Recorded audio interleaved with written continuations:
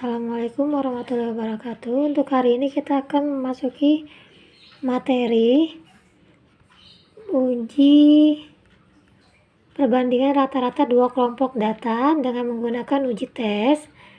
Untuk yang pertama yaitu untuk hari ini uji T untuk data kelompok data berpasangan.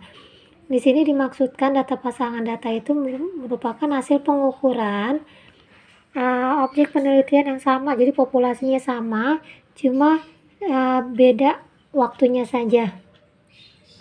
Misal, sebelum diberi perlakuan, populasi itu atau sampel itu sendiri diambil nilainya.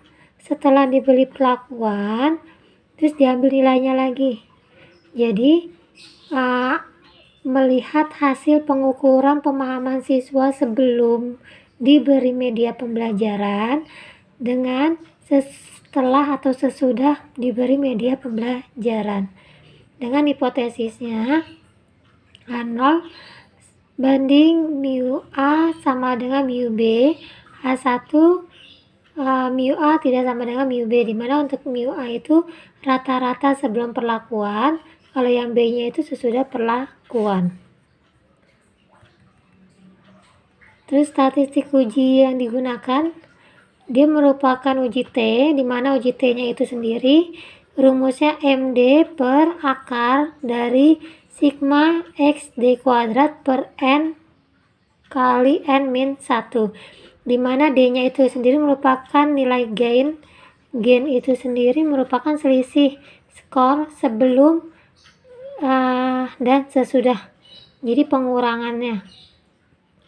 Terus untuk XD-nya itu sendiri, skor gain-nya itu sendiri XD sama dengan nilai gain-nya, nilai gain dikurangi MD-nya itu jumlah rata-rata nilai gain-nya, jadi rata-rata gain-nya. Terus untuk XD kuadrat dari deviasi skor, untuk N-nya itu sampel dari yang diteliti. Sebagai contoh di sini ada penelitian untuk mengetahui tingkat signifikan pemahaman siswa pada pembelajaran matematika trigonometri dengan perlakuan pemberian soal tes awal dan tes akhir. Ini nilainya terhadap 10 siswa, tes awalnya nilainya, tes akhirnya. Maka untuk tabel penolongnya kalian cari di sini untuk skor awal, skor akhir, nilai gain-nya itu sendiri, nilai gain-nya itu nilai akhir dikurangi nilai awal. Jadi 65 dikurangi 60, 15, 62 dikurangi 40, 22, dan seterusnya.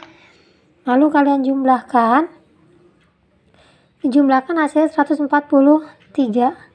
143 didapat nilai MD-nya. MD-nya itu sendiri berarti 143 dibagi dengan 10. Berarti di sini 14,3 MD-nya. MD-nya itu sendiri 14,3. Terus untuk XD-nya, XD didapat dari D dikurangi MD.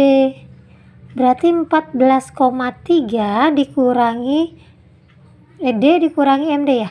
Berarti 15 dikurangi 14,3, 0,7. 22 dikurangi 14,3. Terus tadi XD didapat dari D dikurangi MD, berarti 15 dikurangi 14,3 dan seterusnya. Terus XD kuadrat didapatkan dari sini 0,7 dikuadratkan, 7,7 dikuadratkan, dan didapat sigmanya 286,10. Untuk hipotesisnya, di sini H0 tidak ada perbedaan nilai rata-rata antara tes awal dan tes akhir. Terus untuk H1-nya terdapat perbedaan nilai rata-rata antara tes awal dan tes akhir. Di sini H0 mu1 sama dengan mu2, H0 mu1 tidak sama dengan mu2. Sekarang ini tadi untuk mencari nilai rata-rata gain-nya yang tadi ya. Jadi 143 dibagi 10, 14,3. Terus di sini menentukan nilai T hitung dengan menggunakan rumusnya. berarti MD-nya itu 14,3 akar dari sigma XD kuadrat yang ini 286,10 per N-nya karena 10 dikurangi 9 berarti 14,3 akar 3,18 didapat T-nya itu 8,02.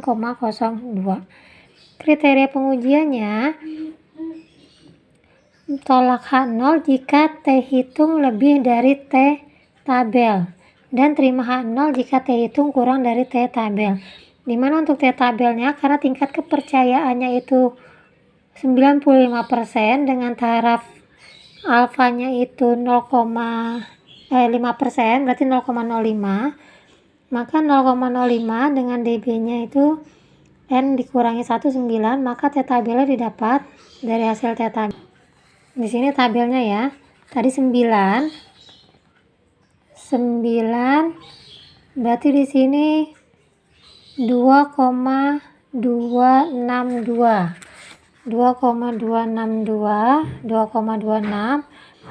Tadi T hitungnya 8,02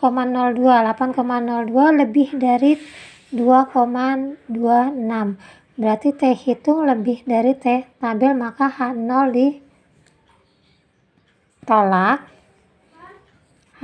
ditolak. Berarti kesimpulannya pada tingkat kepercayaan 95%, kenapa ini 95%? Karena kita menggunakan alfanya 5%, terdapat perbedaan yang signifikan antara skor perolehan tes awal dengan tes akhir.